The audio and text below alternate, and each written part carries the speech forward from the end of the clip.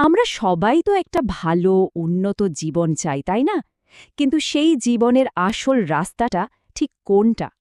আজকে আমরা ঠিক সেই পথের একটা শক্তিশালী নকশা বা ব্লু প্রিন্ট নিয়ে কথা বলবো। এমন একটা নকশা যা সাফল্য আর পরিপূর্ণতার দিকে আমাদের নিয়ে যেতে পারে।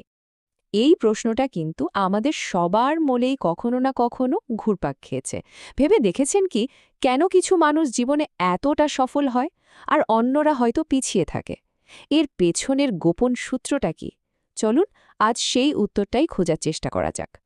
তো আমাদের আজকের এই বিশ্লেষণের ভিত্তি হল ডক্টর সুজিত পালের একটা খুবই জনপ্রিয় আলোচনা।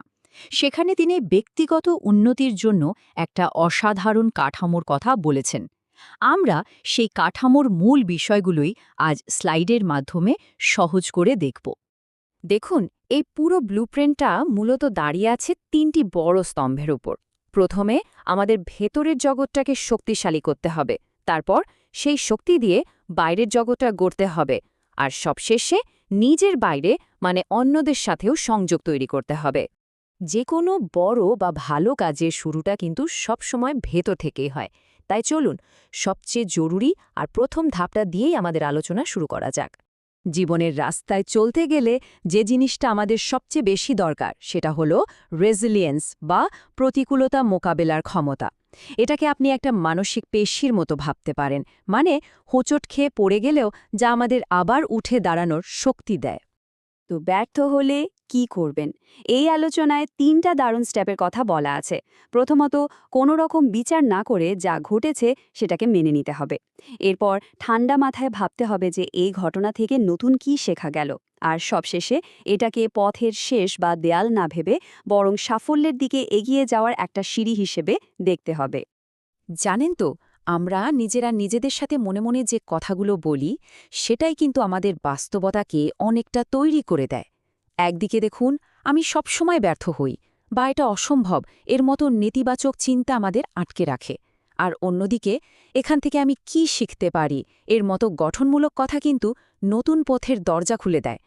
তাই আমরা নিজের সাথে কিভাবে কথা বলছি সেটার উপর কিন্তু অনেক কিছুই নির্ভর করে। বেশ, ভেতরের জগৎটা যখন মজবুত হয়ে যায় তখন কিন্তু বাইরের জগৎটা বানানো অনেক সহজ হয়ে যায়। তো চলুন এবার দেখি সেই বাইরের জগৎটা কিভাবে তৈরি করা যেতে পারে। প্রশ্নটা হলো, বাস্তব জীবনে যদি সাফল্য পেতে হয় তাহলে ঠিক কোন জিনিসগুলোর ওপর মনোযোগ দেওয়া উচিত? কোন পিলারগুলোর ওপর ভর করে আমাদের এই বাইরের জগৎটা তৈরি হবে? ডক্টর সুজিত পালের মতে এর জন্য দুটো প্রধান স্তম্ভ রয়েছে। একটা হলো সময় আর অন্যটা হলো অর্থ। মানে প্রথম কাজ হলো সময়কে ঠিকভাবে ব্যবহার করা, আর দ্বিতীয়টা হলো অর্থকে বোঝা এবং সেটাকে ঠিকভাবে ম্যানেজ করা। কারণ এই দুটোই কিন্তু জীবনের সবচেয়ে দামি সম্পদ। আর্থিক স্বাধীনতা মানে কিন্তু শুধু অনেক টাকা কামানো নয়। এর আসল মানে হলো এমন একটা অবস্থায় পৌঁছানো যেখানে জীবন চালানোর জন্য কাজ করতেই হবে এমন কোনো বাধ্যবাধকতা থাকে না। এটা হলো নিজের ইচ্ছে মতো জীবন কাটানোর একটা স্বাধীনতা। আর যারা নিজেরা কিছু করতে চান, মানে ব্যবসা বা কোনো উদ্যোগ নিতে চান, তাদের জন্য এই মানসিকতাগুলো কিন্তু খুব জরুরি। একজন উদ্যোক্তা সাধারণ মানুষের থেকে একটু অন্যভাবে ভাবেন। তারা সমস্যার মধ্যেও সুযোগ খুঁজে বের করেন, হিসেব করে ঝুঁকি নিতে পছন্দ করেন, আর ব্যর্থতাকে ভয় না পেয়ে সেখান থেকে ক্রমাগত শিখতে থাকেন। আচ্ছা, নিজের ভেতরের আর বাইরের জগৎ তো হলো, কিন্তু জীবন তো শুধু ব্যক্তিগত সাফল্য নিয়ে নয়, তাই না? নিজের গণ্ডি পেরিয়ে অন্যদের সাথে আর এই পুরো পৃথিবীর সাথে একটা সংযোগ তৈরি করাটাও কিন্তু ভীষণ জরুরি। এই কথাটা কিন্তু খুব গভীর। আমাদের জীবনের আনন্দ, শান্তি আর সন্তুষ্টি কিন্তু অনেকাংশে নির্ভর করে আমাদের আশেপাশের মানুষদের সাথে আমাদের সম্পর্কের ওপর। ভালো সম্পর্কই কিন্তু জীবনটাকে সত্যিকারের অর্থপূর্ণ করে তোলে। সম্পর্ক ছাড়াও আরও একটা জিনিস আছে যা আমাদের ভাবনার জগৎকে অনেক বড় করে দেয়, আর সেটা হলো ভ্রমণ।